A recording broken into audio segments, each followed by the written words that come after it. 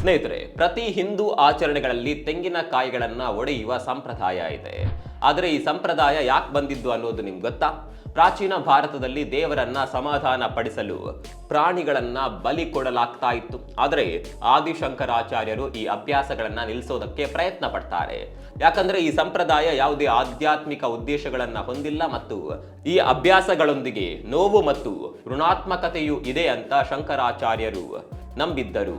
ಹಾಗಾಗಿ ಪ್ರಾಣಿ ತ್ಯಾಗದ ಬದಲಿಗೆ ಪ್ರಾಚೀನ ಭಾರತೀಯ ಜನರು ತೆಂಗಿನಕಾಯಿ ಒಡೆಯಲು ಆರಂಭಿಸ್ತಾರೆ. ಯಾಕಂದ್ರೆ ತೆಂಗಿನಕಾಯಿ ಪ್ರಾಣಿಯ ತಲೆಯನ್ನ ಹೋಲುತ್ತದೆ. ಬ್ರೌನ್ ಫೈಬರ್ ಕೂದಲನ್ನ ಪ್ರತಿನಿಧಿಸುತ್ತೆ. ಅದರ ಗಟ್ಟಿಯಾದ ಚಿಪ್ಪು ತಲೆಬುರುಡೆಯನ್ನ ಹೋಲುತ್ತದೆ. ಅದರ ನೀರು ರಕ್ತವನ್ನ ಪ್ರತಿನಿಧಿಸುತ್ತದೆ.